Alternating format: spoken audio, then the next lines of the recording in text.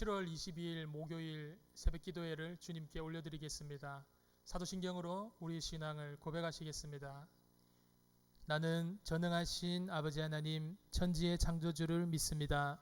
나는 그의 유일하신 아들 우리 주 예수 그리스도를 믿습니다. 그는 성령으로 잉태되어 동정녀 마리아에게서 나시고 본디오 빌라도에게 고난을 받아 십자가에 못 박혀 죽으시고 장사된 지 사흘 만에 죽은 자 가운데서 다시 살아나셨으며 하늘에 오르시어 전능하신 아버지 하나님 우편에 앉아 계시다가 거기로부터 살아있는 자와 죽은 자를 심판하러 오십니다. 나는 성령을 믿으며 거룩한 공교회와 성도의 교제와 죄를 용서받는 것과 몸의 부활과 영생을 믿습니다. 아멘. 찬송가 431장 부르시겠습니다.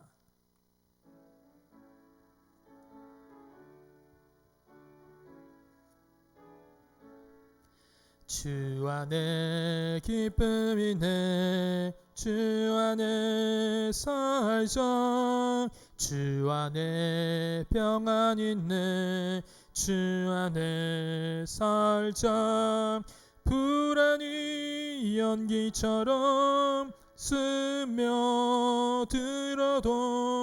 주 안에 사는 마음 기쁨 넘치네 주 안에 사랑 있네 주 안에 살자 주 안에 소망 있네 주 안에 살자 검푸른 성난파도 밀어 덮쳐도 주 안에 사는 마음 평화 넘치네 주 안에 영생 있네 주 안에 살자 주 안에 천국 있네 주 안에 살자 불길이 지옥처럼 솟아올라도 주 안에 사는 마음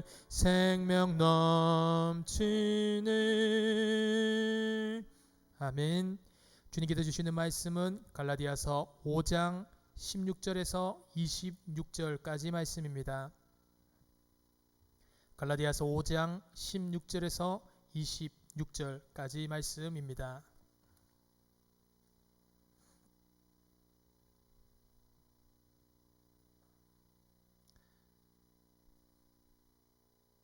오늘의 계시의 말씀을 함께 합독하실 때에 이 계시된 말씀에 하나님의 음성을 들을 수 있는 우리가 되기를 바랍니다. 내가 이르노니 너희는 성령을 따라 행하라. 그리하면 육체의 욕심을 이루지 아니하리라. 육체의 소욕은 성령을 거스르고 성령은 육체를 거스르나니 이 둘이 서로 대적하므로 너희가 원하는 것을 하지 못하게 하려 함이니라. 너희가 만일 성령의 인도하시는 바가 되면 율법 아래에 있지 아니하리라. 육체의 일은 분명하니 곧 음행과 더러운 것과 호색과 우상 숭배와 주술과 원수 맺는 것과 분쟁과 시기와 분냄과 당짓는 것과 분열함과 이담과 투기와 술취함과 방탕함과 또 그와 같은 것들이라. 전에 너희에게 경계한 것 같이 경계하노니 이런 일을 하는 자들은 하나님의 나라를 유업으로 받지 못할 것이요 오직 성령의 열매는 사랑과 희락과 화평과 오래 참음과 자비와 양성과 충성과 온유와 절제니 이 같은 것을 금지할 법이 없느니라. 그리스도 예수의 사람들은 육체와 함께 그 정욕과 탐심을 십자가에 못 박았느니라. 만일 우리가 성령으로 살면 또한 성령으로 행할지니 헛된 영광을 구하여 서로 노엽게 하거나 서로 투기하지 말지니라. 아멘. 바울은 갈라디아서를 통하여서 우리는 예수 그리스도의 은혜로 말미암아서 죄와 사망의 법에서 해방되었음을, 즉 구원을 얻었음을 계속 이야기하고 있습니다. 그래서 이제 우리는 율법에 얽매인 것이 아니라 우리에게 있는 생명의 성령의 법을 따라 사는 자유자가 되었음을 이야기합니다. 하지만 실상 갈라디아 교회의 모습은 어떠하였습니까? 그들은 예수 그리스도의 복음을 받고도 율법을 통하여서 구원을 얻으려고 하였습니다. 그래서 예수 그리스도께서 십자가에 못 박혀 달려 돌아가심 그것으로 말미암아 구원을 얻는 것이 아니라 다시 율법으로 구원을 얻으려고 하는, 즉 은혜가 아닌 스스로의 행위를 통하여서 구원을 얻으려는 모습으로 나아가고 있음을, 갈라디아 교회의 모습을 우리가 볼 수가 있습니다. 그래서 바울은 어제 전반절에 5장 전반절에 그리스도의 구원의 삶은 은혜로 자유인이 되었음에도 불구하고 행위로 구원을 얻으려고 하는 돌아가는 그런 삶이 아니라, 그렇다고 은혜로 구원을 얻는다고 하여서 그것을 육신의 죄를 짓는 방종을 하는 그런 삶도 아닌 주님 안에서 통제가 되는 삶이고 부르심의 목적에 따라서 사랑으로 종노릇하는 모습임을 우리가 알아보았습니다. 그래서 구원받은 자의 삶은 주님께서 주셨기 때문에 그 구원의 목적이 주님께 있다라는 것이죠. 그래서 구원의 자유를 내가 아니라 주님께서 원하시는 방향으로 우리가 나아가야 함을 바울은 계속 이야기를 하고 있습니다. 이전에는 할 수 없었지만 이제는 주님께서 할 수 있는 은혜를 주셔서 그 일을 우리가 할 수 있게 된 것이고 우리가 기쁨으로 순종할 수 있게 된 것을 이야기하고 있습니다. 그런데 우리가 삶을 살아가다 보면은 주님을 위해 살고자 하는 마음이 있지만 또 한편으로는 주님을 위해서 할 수 있는 일들, 또 해야 되는 일들이 우리의 죄성으로 말미암아 그것이 짐스러울 때도 있고 또 하기 싫어지는 마음도 있습니다. 또 그렇게 하지 못할 때에는 우리 스스로가 너무 괴로울 때도 있고 또 우리 스스로가 싫어질 때도 있는 것이 우리 스스로의 모습입니다. 원하는 만큼 잘 되지 않으니 또 신앙생활을 하면서 낙심할 때도 있죠. 그것이 바로 우리의 모습이다라는 것입니다. 그래서 우리 안에는 서로 반대되는 두 모습이 존재하고 있습니다. 그것은 우리가 구원받은 자라면 우리 안에 반대되는 두 모습이 있는 것은 너무나도 자연스러운 모습이고 그 가운데 우리가 무엇을 해야 하는지 오늘 바울은 이야기를 하고 있습니다. 우리 내면에 있는 그 갈등들이 있죠. 우리 내면 안에서 벌어지고 있는 그 싸움들을 바울은 이야기를 하는데, 그러기 위해서는, 우리가 승리하기 위해서는 먼저 그 싸움의 실체를 알아야 함을 바울은 이야기를 하고 있습니다. 우리 내면에서 왜 이 두 세력이 싸우는지 이해할 필요가 있다라는 것이죠. 그래서 우리가 17절 말씀을 우리가 한 목소리로 읽어 보시겠습니다. 육체의 소욕은 성령을 거스르고 성령은 육체를 거스르나니 이 둘이 서로 대적하므로 너희가 원하는 것을 하지 못하게 하려 함이니라. 아멘. 우리 내면에는 서로 대적하는 두 가지가 있음을 바울은 이야기를 하고 있다라는 것입니다. 이들은 매번 싸웁니다. 매번 싸우는데 절대로 함께 할 수 없기 때문에 그렇습니다. 그리고 절대로 조화될 수 없기 때문에 그렇습니다. 그 둘의 정체는 바로 육체와 성령입니다. 육체는 우리가 입고 있는 이 육체를 말하는 것이 아니라 죄의 본성을 육체라고 하는 것입니다. 하나님의 성품에 반대하는 것이죠. 죄를 짓게 하는 것입니다. 이런 육체는 성령을 거스른다라고 이야기를 하고 있는데요. 이 둘이 바로 밖에서 싸우는 것이 아니라 내 속에서, 내 안에서 서로를 대적하며 싸우는 것입니다. 그래서 눈과 귀를 닫으면 무시할 수 있는 외부적인 싸움이 아니라 내 안에서의 싸움입니다. 내 마음 안에서의 전쟁이고 육과 영의 싸움으로 내 속은 조용할 날이 없는 것입니다. 계속 싸우는 중이죠. 그래서 이길 때도 있지만 질 때도 많이 있습니다. 이 싸움은 눈에 보이지 않는 싸움이면서 또한 끝이 보이지 않는 싸움입니다. 그래서 시도 때도 없이 치열한 싸움이 우리 안에서 벌어지고 있는 것이죠. 우린 이런 힘겨운 싸움을 계속해서 경험을 하고 있습니다. 그런데 여기서 벗어날 수가 없습니다. 그럼 왜 이런 싸움이 우리 안에 있는 것입니까? 싸움의 이유가 무엇입니까? 그 이유는 바로 성령님이 우리 안에 계시기 때문에 그렇습니다. 우리에게 이 끝이 보이지 않는 싸움, 이 싸움의 이유는 우리 안에 바로 성령님이 계시기 때문에 그렇습니다. 우리는 죄인으로 태어나서 죄를 짓고 죄를 따르며 죄를 쫓아 살았습니다. 그래서 육체를 따라 사는 것이 우리에게 익숙한 삶입니다. 그런데 주님의 크신 은혜로 말미암아 우리가 새로운 생명을 얻게 되었고 영적으로 다시 태어나게 되었죠. 그리고 우리 안에 성령님이 들어오게 되신 것입니다. 그러면서 싸움이 시작된 것입니다. 우리가 되돌아보시면 예수 그리스도를 우리가 인격적으로 영접하시기 전에는 우리 안에 내적 갈등이 일어나지 않았습니다. 우리 안에 내적인 그런 성령과 육신의 싸움이 벌어지지 않았습니다. 하지만 우리가 예수 그리스도를 인격적으로 영접하고 그분과 동행하고 그분과 교제하기 시작하면서 성령님이 우리 안에 내주하기 시작하면서 우리의 육체와 성령님이 싸우는 것입니다. 내 안에 끝이 보이지 않는 싸움이 있다면 그것은 바꾸어 말하면 내 안에 성령님이 계속해서 내주하고 계시다라는 증거입니다. 성령님이 내 안에 계속 계시기 때문에 계속 싸움이 일어나는 것입니다.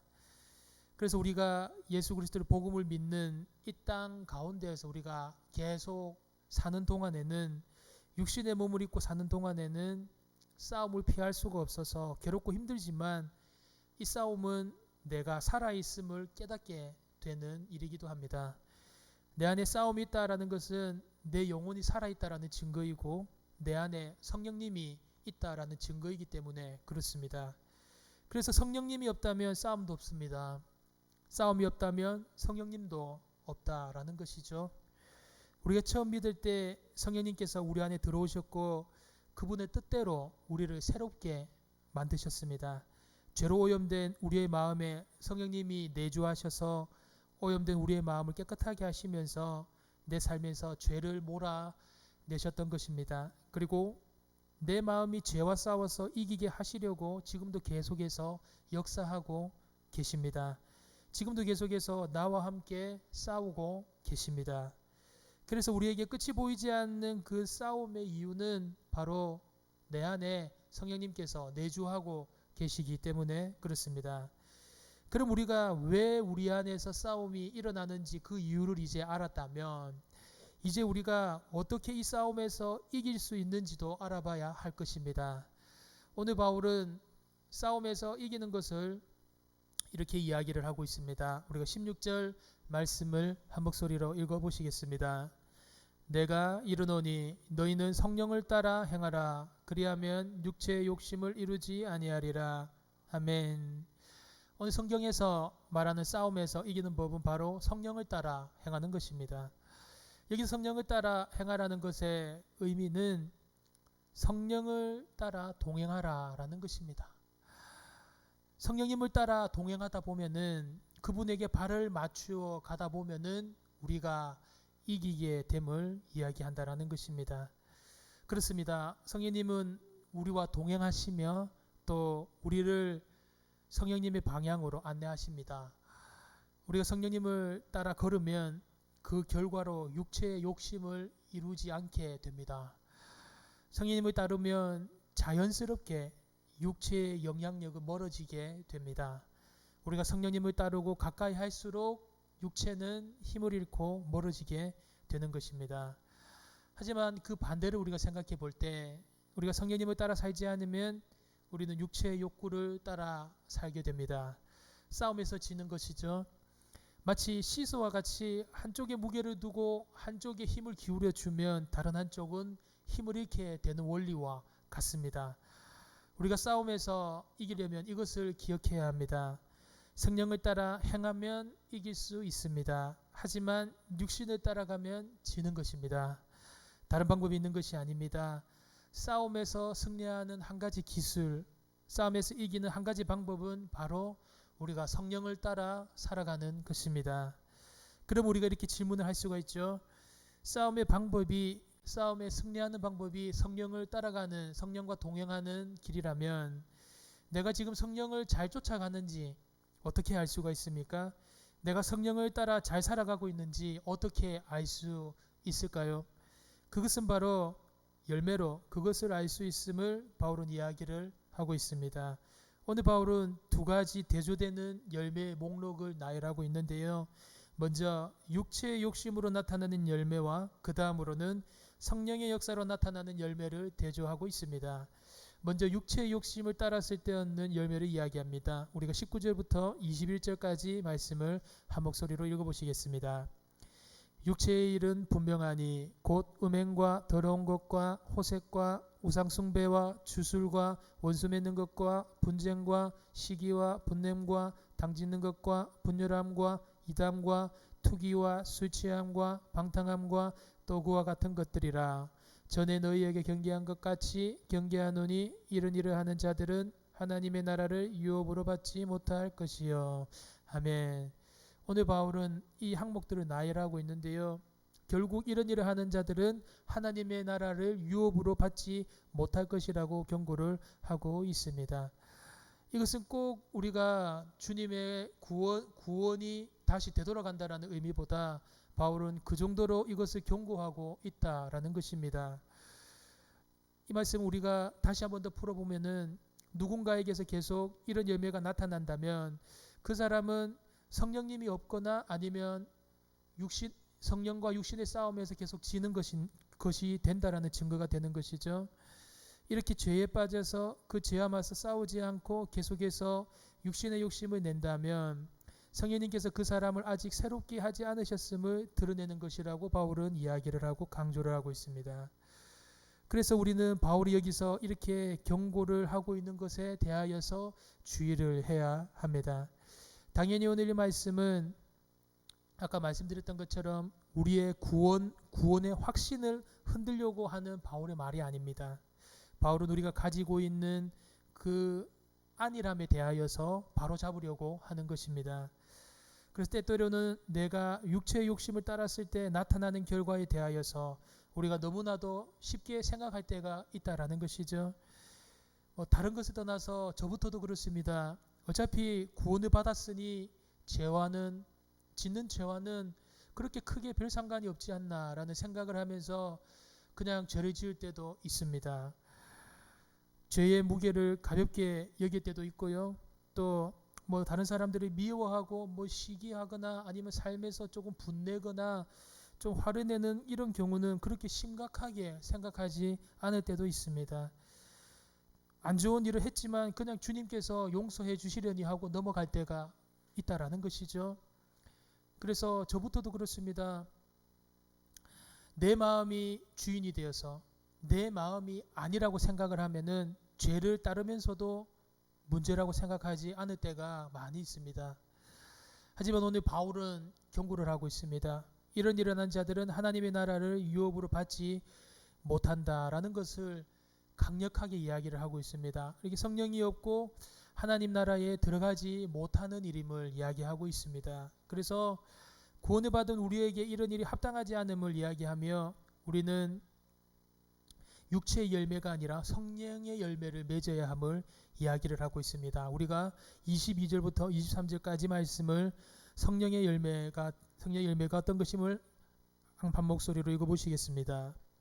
오직 성령의 열매는 사랑과 희락과 화평과 오래 참음과 자비와 양성과 충성과 온유와 절제니 이 같은 것을 금지할 법이 없느니라.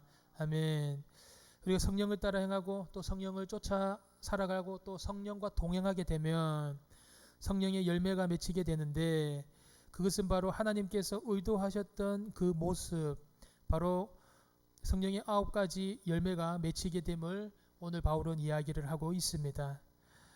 그래서 특별히 우리가 성령의 열매라고 할 때 9가지 목록을 잘 아실 것인데요. 이것은 보면은 복수가 아니라 단수를 이야기하고 있는 것임을 우리가 알 수가 있습니다. 이 말은 무슨 말이냐면 성령의 열매 9개가 각자가 떨어진 것이 아니라 바로 하나의 열매로 나타난다라는 것입니다. 그래서 포도 열매가 마치 여러 알갱이가 모여서 하나의 포도송이를 이루는 것처럼 성령의 열매도 나눠진 이 9개의 열매가 따로따로가 아니라 모든 믿는 사람들이 맺게 되는 하나의 열매임을 바울은 이야기를 하고 있습니다. 그래서 은사는 다 각자가 다릅니다. 은사는 각자마다 서로 하나님께서 다 다르게 주셨지만 성령의 열매는 믿는 자가 맺게 되는 그 공통되는 열매라는 것이죠. 그래서 바울은 우리가 맺어야 할 열매는 욕심에 따라 맺어지는 그 육신의 열매가 아니라 성령의 열매임을 오늘 이야기합니다. 오늘 마지막으로 바울은 이 성령의 열매를 더 풍성히 맺기 위하여서 한 가지 기억할 것이 있다라고 하면서 이야기를 하고 있는데 24절 말씀을 우리가 한 목소리로 읽어보시겠습니다. 그리스도 예수의 사람들은 육체와 함께 그 정욕과 탐심을 십자가에 못 박았느니라. 아멘. 열매는 우리가 그냥 저절로 맺어지는 것이 아님을 이야기합니다. 가만히 있어도 저절로 맺어지는 것이 아니라 성경에서 어떻게 이야기를 하고 있는지 주목할 필요가 있습니다. 그것은 바로 우리가 육체와 함께 그 정욕과 탐심을 십자가에 못 박았다라는 것입니다. 우리가 여기서 주목할 것은 그 누구에 의하여서 우리가 십자가에 못 박힌 것이 아니라 오늘 바울은 우리 자신이 우리의 육체를 십자가에 못 박았다라고 이야기를 하고 있습니다. 앞서 바울은 갈라디아서 2장에서는 예수님과 함께 우리가 십자가에 못 박혔다, 즉 우리가 수동태로 우리가 못 박혔음을 이야기를 하였습니다. 그런데 오늘 말씀에서는 우리가 이것들은 십자가에 못 박아야 함을 이야기하고 있습니다. 바로 육체의 정욕과 죄악의 탐심을 이야기하는 것입니다. 그것을 과거 형태로 말하고 있는데요. 우리가 못을 박아야 하는 것이 아니라 우리가 구원을 얻는 그 즉시 우리는 그것을 육체의 정욕과 죄악의 탐심을 십자가에 못을 박았다라는 것입니다. 그래서 우리가 살아가면서 계속해서 내가 나의 삶이 주인이 되려고 하는 그 자아, 그 자신을 숭배하는 그 자아 숭배, 그리고 나의 죄악된 그 욕구, 다시 돌아가려고 하는 그 육체의 욕심으로의 모습을 막는 것이 바로 성령의 열매를 맺는 길임을 이야기합니다. 세상과 마귀는 계속해서 나의 삶의 주인이 나라고 속이고 있고 나의 삶의 주인이 나 자신이라고 나의 죄악된 욕심과 육체의 욕구대로 살아갈 것을 시험하고 있습니다. 하지만 성경은 나는 예수 그리스도의 보혈로 구원받은 자녀이고 그러므로 나는 예수 그리스도의 사람이고 예수 그리스도께 속한 사람이고 내 안에는 성령님이 계시고 성령님이 역사하시는 성령의 열매를 맺는 사람임을 기억할 것을 성경은 계속해서 이야기를 하고 있습니다. 그러므로 성경은 내 안에 버리지 못한 육체의 욕심이 있다면 아직 가지고 있는 육신의 열매가 있다면 버리지 못한 죄의 습관이 있다면 과감하게 나의 육체와 함께 십자가에 못 박을 것을 이야기합니다. 그래서 그것은 성령님께서 우리를 일할 수 있도록 성령님을 따라 우리가 살아갈 수 있도록 주님의 도우심의 은혜를 우리가 구하며 나아갈 때만 주님의 은혜로 되어지는 것임을 성경은 이야기를 하고 있습니다. 우리가 죄인 되었을 때에 예수님께서 나를 위하여서 십자가에 못 박혀 돌아가시고 또 나의 죄와 함께 십자가에 못 박혀 달려 돌아가셨습니다. 그러므로 우리가 나의 죄와 함께 십자가에 못 박히신 예수 그리스도를 본받아서 우리의 삶 가운데에서도 범사에 주님은 내 삶의 주권자 되심을 인정하며 이런 성령님과 함께 동행하고 성령님의 인도하심을 따라서 우리 삶에서 성령님이 주시는 풍성한 열매를 맺으며 나아가시는 은혜가 있으시길 주님의 이름으로 축복합니다. 기도하겠습니다. 사랑과 은혜가 풍성하신 아버지 하나님, 저희들은 육신과 욕망과 죄의 종욕에 빠져서 우리 스스로는 죄의 열매를 맺으며 육신의 열매를 맺으며 결국에는 영원한 사망, 영원한 멸망으로 갈 수밖에 없었던 존재임을 고백드립니다. 하지만 우리 주 예수 그리스도의 십자가 대속의 구원의 은혜로 말미암아서 우리를 둘러싸고 있던 모든 육신의 사망과 모든 육신의 저주와 모든 육신의 열매에서 벗어나게 하시고 구원을 얻은 영생 생명 부활의 자녀로 삼아주시고 이제는 다시 사망이 아닌 성령의 인도하심을 따라서 고귀한 성령의 열매를 맺는 성숙한 삶으로 인도하심에 감사드립니다. 오늘 이 새벽의 시간 육신의 정욕과 죄의 욕망으로 영원한 멸망으로 나아갈 수밖에 없는 나를 대신하여 십자가의 고통을 당하시고 십자가에 못 박히심으로 그 모든 죄의 종력을 다 사하신 예수 그리스도의 그 크신 은혜를 나의 삶 가운데서 주님을 만나는 모습을 통하여서 나의 삶의 주권자 되시는 주님을 인정하고 이런 성령님과 함께 동행하며 성령님의 인도하심을 따라 살아서 우리 삶에서 성령님이 주시는 풍성한 열매를 맺는 은혜를 허락하여 주시옵소서. 예수 그리스도 이름으로 기도드립니다. 아멘. 하늘에 계신 우리 아버지, 아버지의 이름을 거룩하게 하시며 아버지의 나라가 오게 하시며 아버지의 뜻이 하늘에서와 같이 땅에서도 이루어지게 하소서.